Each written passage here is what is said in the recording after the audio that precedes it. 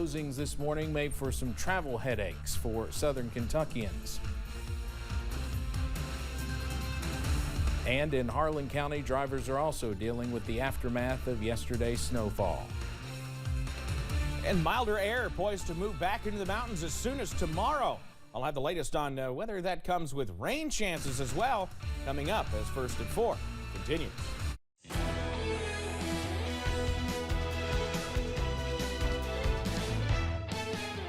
Mountain News First at 4 continues. While the snow makes for some beautiful scenes, especially right before sunset like the one behind me that's live in Pikeville right now, drivers had a lot of trouble getting to places along the interstate in southern Kentucky this morning. From Rockcastle to Whitley counties, I-75 was closed multiple times today in several different places. WYMT's Phil Pendleton has more from that area. I am just off of exit 62 in Mount Vernon, and it's from here down into Laurel County and in Whitley County, where first responders were extremely busy today working a number of different crashes.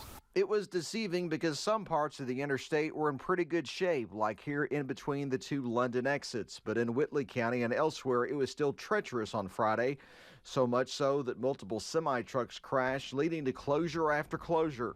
One crash at exit 49 involved a trailer of cars, but the driver of this truck only suffered minor injuries. Police say all of these wrecks send a strong message about how quickly you can find yourself in trouble.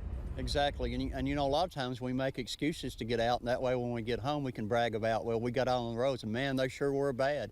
Well, you know, honestly, we just need to stay home if we don't need to get out. If it's an emergency or if your employment says you have to be there, that's another story. But a lot of these collisions that we have, people are not coming from work or going to work.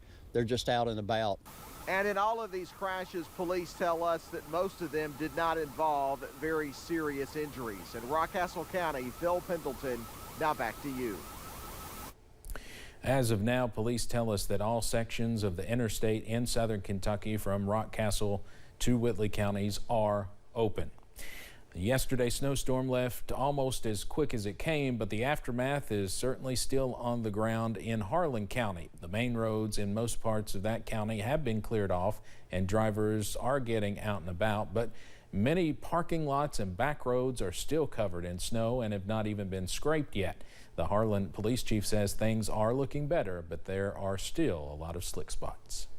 They're pretty clear for us here in the city. I come down from the Tri-Cities this morning, and 119 from Cumberland to Harlan, which is about a 22-mile stretch, it was spotty, but I'd say now with the sunshine, it's starting to clear up quite a bit.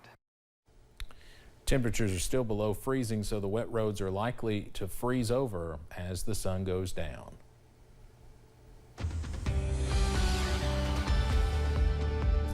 That is right, Steve. If we do get a little bit in the way of some melting, I mean, temperatures are in the teens right now. There won't be a ton of melting, but if that sun is able to melt anything that goes on the road, it's likely to freeze over quick because we're down into the teens again tonight. You see one of our cameras from I-64 at Moorhead, still watching some overcast there. Not too many people on the roads, thank goodness. If it's one of those days to just hunker down inside if you don't have anywhere to be.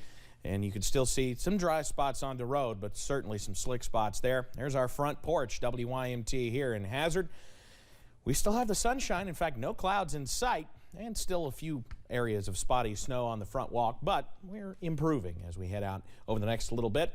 We're still in the teens, mid to upper teens, as a matter of fact. Moorhead's at 14, where they're still seeing the clouds. It's 19 here in Hazard. You go further south, where they've seen a little bit more sunshine today. Middlesboro's gotten to 25, Jacksboro to 27. Still only 21, though, as you head into Williamsburg. Feels like temperatures.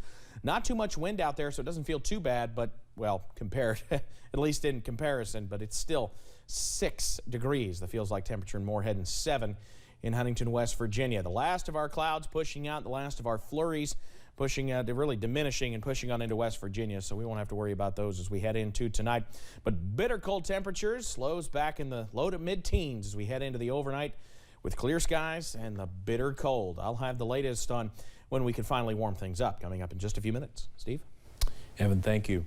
Hackers have targeted software that powers the websites of thousands of schools with a ransomware attack.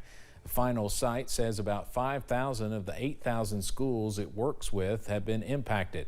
A Final Site spokesman says it does not believe any data was compromised and most of the sites are back online. The company first discovered the breach Tuesday. Workers shut down its network and rebuilt the code in a clean environment.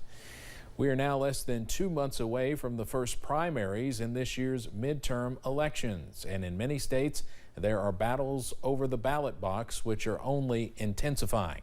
CBS's Ed O'Keefe shows us how officials in the battleground state of Michigan are gearing up for the high-stakes election fights to come. This was the scene in Detroit the day after the 2020 elections. Supporters of former President Donald Trump tried stopping elections officials from counting votes. Michigan Democratic Secretary of State Jocelyn Benson worries it'll happen again. The 2020 election is indeed behind us, but the war over the future of our democracy continues to escalate. 3 in 10 Americans and 2/3 of Republicans believe the 2020 election had widespread fraud or irregularities. That high level of mistrust is fueling groups like Secure My Vote, a Republican-led group trying to use a quirk in Michigan's Constitution to change elections laws. There's a great deal of concern about absentee ballots. We need to do some stuff to tighten up the way absentee ballots are handled. Secure My Vote's plans would add new ID requirements for in-person and absentee voting. Critics say the plan is misguided and would make Michigan the 20th state to add new voting restrictions since 2020. And possibly on the ballot soon, CBS News has found reports of at least 31 people across 19 states running for state and federal office who were at January 6th rallies in Washington. 6 of them are in Michigan, including John Rocha, who's running for the State House. He's leading a push to conduct what he calls a forensic audit of the 2020 election, believing that Trump won the state. He's one of 15 Michigan GOP candidates endorsed by the former president. We want to make sure that what happened truly did happen, and if anything nefarious did happen, that we go ahead and rectify that and clear that up. It is the big lie that somehow the 2020 election was not accurate, when indeed it was. But it's a bigger lie that somehow our democracy is unsafe or not secure or not worth participating in. Important to remember, dozens of courts nationwide and hundreds of audits have found no evidence of widespread election fraud. In Michigan, Republicans have also been replacing some local GOP elections officials who certified the 2020 results, sparking fears among Democrats and nonpartisan election experts about how ballot counting might go later this year in the midterm elections and in the presidential elections in 2024. Ed O'Keefe, CBS News, Washington. Coming up on First at 4, the IRS is cracking down on small business owners who use payment apps like Venmo.